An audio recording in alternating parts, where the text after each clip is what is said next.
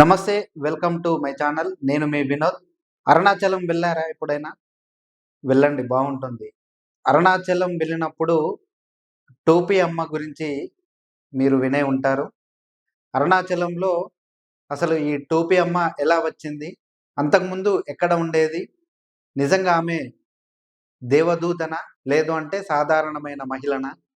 ఎందుకు ఆమెను అంత హైప్‌గా చేస్తున్నారు? నిజంగా ఆమెకన్ని శక్తులున్నాయా? మహిమలున్నాయా? అసలామె ఎన్నిటికి లేస్తుంది పొద్దున? అసలు ఏమేం చేస్తుంది? అసలెక్కడ తింటుంది? ఎక్కడ ఉంటుంది? నిజంగా దేవదూతనేనా? అంటే దేవదూత అయితే ఎందుకు అంత ఆహ్, హీనమైన బట్టల్లో ఉంటుంది? అంటే ఆమెకు మరి అలాగే ఉండడం ఇష్టమా? లేదు అంటే ఈ అదో ఆకారమా? ఇలాంటియి తెలుసుకోవడానికి మనం ప్రయత్నం చేద్దాం. ఎందుకంటే ఆమె గురించి ఒక్కొక్కరు ఒక్కొక్క రకంగా చెప్తున్నారు. చాలా వరకు ఆమె దైవదూత గాదు. సాధారణ మహిళనే. కొన్ని హెల్త్ ఇష్యూ ఉన్నాయి. అందుకే ఆమె అలా చేస్తుంది అని చాలామంది చాలా రకాలుగా అంటున్నారు. సో, అవన్నిటికి ఇప్పుడు ఒక్కసారి చెక్ పెట్టే ప్రయత్నం చేద్దాం. ఒక్కసారి ఆమె గురించి తెలుసుకునే ప్రయత్నం చేద్దాం. పూర్తి వివరాలు. అంటే నేను గూడా కొంచెం ఎంక్వైరీ చేసి ఆమె గురించి తెలుసుకునే ప్రయత్నం చేశాను. ఎందుకంటే అక్కడ ఆమె ఎక్కడి నుండొచ్చింది? ఎలా వచ్చింది? అనేది ఇప్పుడు ఒకసారి తెలుసుకుందాం. అరుణాచలంలో టోపీ అమ్మగా ప్రసిద్ధి చెందిన ఈ అమ్మ గురించి అనేక కథనాలు ప్రచారంలో ఉన్నాయి. కొందరు ఆమెను అవధూతగా భావిస్తే, మరికొందరు సాధారణ వ్యక్తిగా చూస్తారు. ప్రతిరోజు 14 కిలోమీటర్ల గిరి ప్రదక్షిణ చేసే ఆమె జీవితం, భక్తుల నమ్మకాలు, ఆమెకు ఎదురయ్యే ఇబ్బందులను మనం ఒక్కసారి తెలుసుకునే ప్రయత్నం చేద్దాము. అరుణాచలంలో టోపీ అమ్మగా ప్రసిద్ధి చెందారు. తిరువన్నామాలై వెళ్ళిన ప్రతి ఒక్కరూ ఒక్కసారైనా దర్శించాలని కోరుకునే ఒకే ఒక్క అవధూత ఆమె. టోపీ అమ్మ పా పాద స్పర్శ, పాదధూళి లేదు అంటే ఆమె తాగి విసిరేసిన టీ కప్ లభించినా చాలు అని వందలాది, వేలాది మంది భక్తులు ఎదురు చూస్తూ ఉంటారు. టోపీ అమ్మ ఎవరు? ఆమె మహిమ ఏమిటి? అనే దానిపై స్పష్టత సమాచారం లేనప్పటికీ అరుణాచలం గురించి ప్రస్తావించిన ప్రతి సందర్భంలో ఆమె గురించి చెప్పుకోవడం తప్పనిసరి. ఆమె అవధూత అని నమ్మేవారు కొందరుంటే, కేవలం సాధారణ మతిస్థిమితం లేని మహిళ అని కొట్టిపారేసేవారు కూడా ఎందరో ఉన్నారు. అరుణాచలంలో మనం అరుణాచలం గురించి మాట్లాడుకునే ప్రతి సందర్భంలో ఈ టోపీ అమ్మ గురించి ఖచ్చితంగా ఏదో ఒక మాట వస్తూనే ఉంటుంది. కొందరు అవ అవధూత అని అంటే, కొందరేమో లేదు మతిస్థిమితం లేదు అని కొందరంటున్నారు. ఏది ఏమైనా ఆమె అసలక్కడికెలా వచ్చింది? అసలామె పేరు, అసలైన పేరు ఏంది? ఒక్కసారి తెలుసుకునే ప్రయత్నం చేద్దాం. టోపీ అమ్మ అసలు పేరు పళని అమ్మ. ఆమెది అరుణాచలం కాదని, కన్యాకుమారి అని చెబుతారు అక్కడి అంటే అక్కడ ఉన్నటువంటి కొంతమంది పెద్దలు. కన్యాకుమారి నుంచి అరుణాచలానికి ఆమె ఎందుకు, ఎప్పుడు వచ్చిందనే దానిపై భిన్న కథనాలు ఉన్నాయి. ఒక సమాచారం ప్రకారం ఆమె చిన్న వయసులోనే అరుణాచలం వచ్చి, అప్పటి నుండి ఒంటరిగానే ఇక్కడ స్థిరపడింది. మరొక కథనం ప్రకారం 16 సంవత్సరాల క్రితం తన తమ్ముడు చనిపోయినప్పుడు మతిస్థిమితం కోల్పోయి, పెళ్లి అయ్యి, పాప ఉన్నప్పటికీ అరుణాచలం వచ్చి గిరి ప్రదక్షిణలు చేస్తూ ఇక్కడే ఉండిపోయింది. ఆమె అరుణాచలానికి రావడం, ఇక్కడే స్థిరపడిపోవడం, నిత్య గిరి ప్రదక్షిణలు చేయడం వాస్తవం. టోపీ అమ్మ తన జీవితంలో ఇప్పటి వరకు దాదాపు 12,000 సార్లు అరుణాచల గిరి ప్రదక్షిణ చేసిందని అక్కడ ఉండేటువంటి స్థానికులు చెబుతున్నారు. ప్రతిరోజు ఉదయం 6-7 గంటల మధ్య తన 14 కిలోమీటర్ల గిరి ప్రదక్షిణాన్ని ప్రారంభిస్తుంది. మధ్యాహ్నికల్లా దీనిని పూర్తి చేసి, ఆ సమయంలో నిత్యం అరుణాచలేశ్వరుడినే ధ్యానిస్తుంది. ఆకలి వేసినప్పుడు చుట్టుపక్కల హోటళ్ళకు వెళ్ళగా, హోటల్ యజమానులు ఆమెకిష్టమైన ఆహారాన్ని అందిస్తారు. ఆమెకు నచ్చినంత తిని మిగిలింది అక్కడే వదిలి వెళ్ళిపోతుంది. భక్తులు ఆమె చూపు పడితే, పాదధూళి దొరికినా చాలు అనుకోని ఆమెకు డబ్బులు, ఆహారం, పానీయాలు అందిస్తుంటారు. ఆమె కోపంతో కొట్టినా, తిట్టినా తమకు అదృష్టమని భావిస్తారు. అయితే ఆమె కన్యాకుమారి నుండి ఇక్కడికి వచ్చి గిరి ప్రదక్షిణ చేసుకుంటూ ఉండేదని అక్కడి స్థానికులు చెబుతున్నారు. తనకు పెళ్ళయ్యి ఒక పాప ఉంది అని కూడా చెప్తున్నారు. కానీ ఇది ఎంతవరకు వాస్తవం అనేది ఎవరికీ తెలవదు. ఎందుకు అంటే కన్యాకుమారి నుంచి అరుణాచలం వచ్చి గిరి ప్రదక్షిణ చేసుకుంటూ, అక్కడే ఉంటూ, తన జీవనం కొనసాగిస్తూ ఉండేదని స్థానికులు చెప్తారు. అయితే తనకు తమ్ముడు ఉన్నాడని చనిపోవడం వలన ఇలాంటి స్థితి వచ్చిందని కొంతమందంటే, కొంతమందేమో తనకు పాప కూడా ఉంది అని కొంతమంది అంటున్నారు. ఇది ఎంతవరకు వాస్తవం అనేది ఎవరికీ తెలియదు. అంటే అసలు నిజాలు ఎవరికీ తెలియదు. ఎందుకంటే ఆమె మాట్లాడలేని పరిస్థితిలో ఉంది. ఆమె దగ్గరికి వెళ్ళినా గూడా ఆమె చిరాకు పడి కొట్టేదంట. దాన్ని గూడా అదృష్టంగా భావించేవాళ్ళు. కానీ ఆమె ఎక్కడికి వెళ్ళినా గూడా కొంచెం అంటే మనలాంటి భక్తులు కొంచెం ఇబ్బంది పడుతూ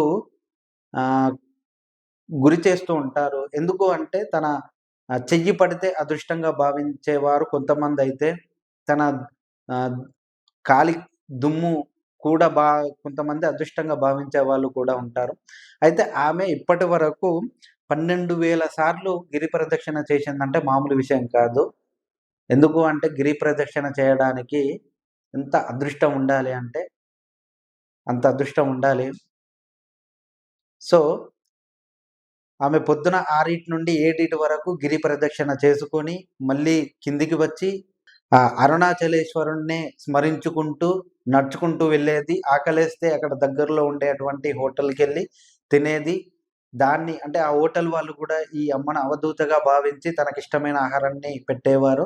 మిగిలిపోయింది దేవుని గుళ్ళ దగ్గర పెట్టేసి ప్రసాదంగా పెట్టేవారు. అంత బాగా చూసుకునేవారు. భక్తుల అధిక తాకిడి వల్ల ఆమె చాలా ఇబ్బంది పడుతున్నారని స్థానికులు చెబుతారు. టోపీ అమ్మ ప్రాచుర్యానికి ఒక సంఘటన కారణమని చెబుతారు.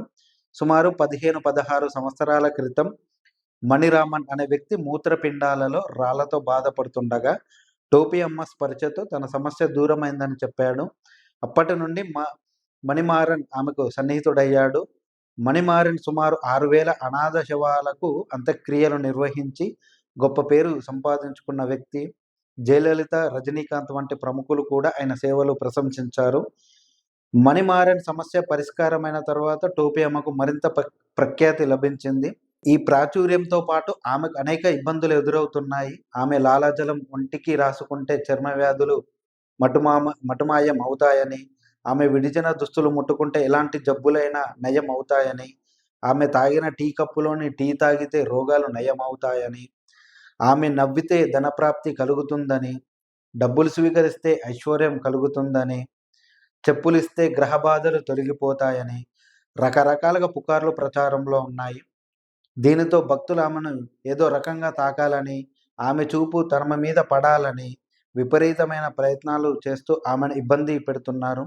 ఇటీవల కాలంలో కొందరు భక్తులు ఆమెను రక్షణగా ఉంటూ మానవహారంగా ఏర్పడి భక్తుల తాకిడిని నియంత్రిస్తూ గిరి ప్రదక్షిణం చేయిస్తున్నారు.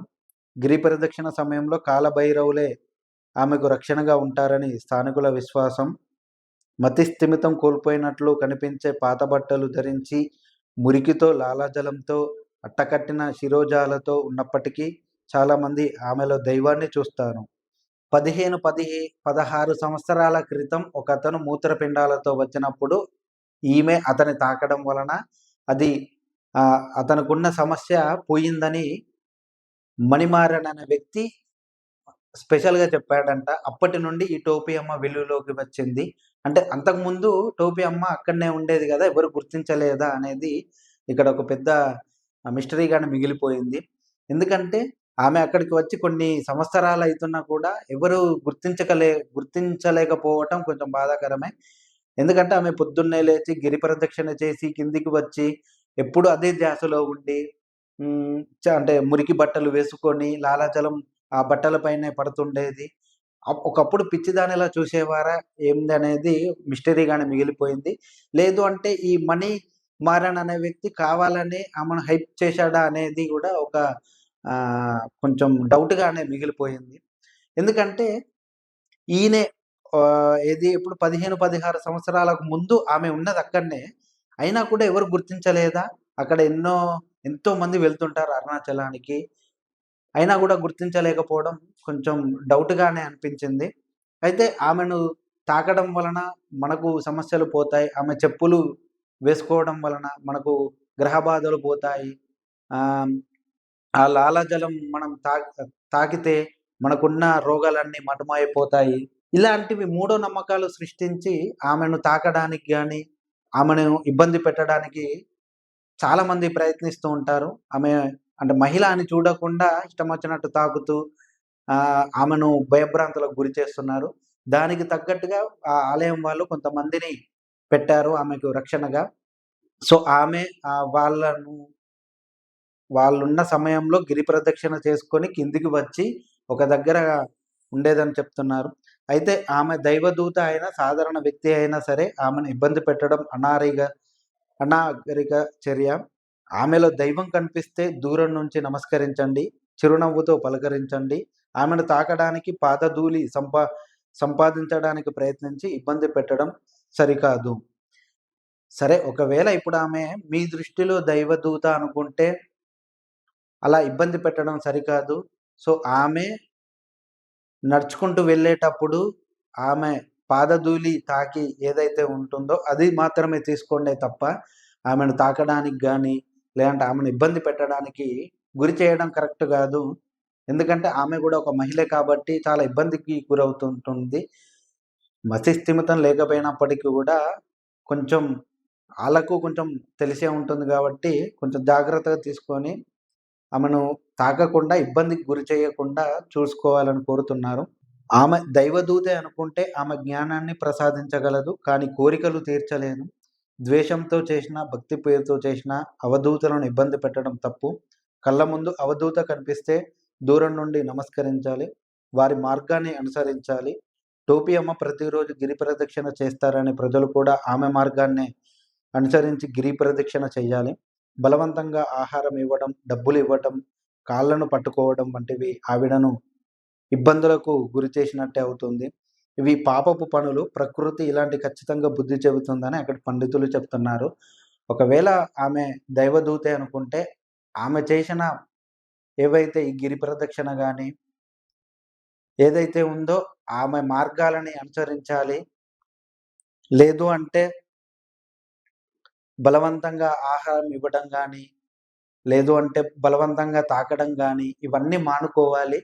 ఆమెను మీరు నిజంగా అవధూత అనుకుంటే ఆమె మార్గాన్ని ఏదైతే గిరి ప్రదక్షిణ ఏ సమయంలో చేస్తుంది, ఎన్ని సార్లు చేస్తుంది, దాన్ని అనుసరించి ఆమె ఏమేమైతే తింటుందో, ఎలాగెలాగా చేస్తుందో అలాంటివి ఆచరించాలే తప్ప ముట్టుకుంటే బాగుపడతాము, లాలజలం తాకితే రోగాలన్నీ మటుమాయమైపోతాయి అనేది కాకుండా, తను ఏం చేస్తుందో, ఎలా చేస్తుందో అనేటివి గమనించి తన మార్గంలోనే మనం వెళ్ళాలి.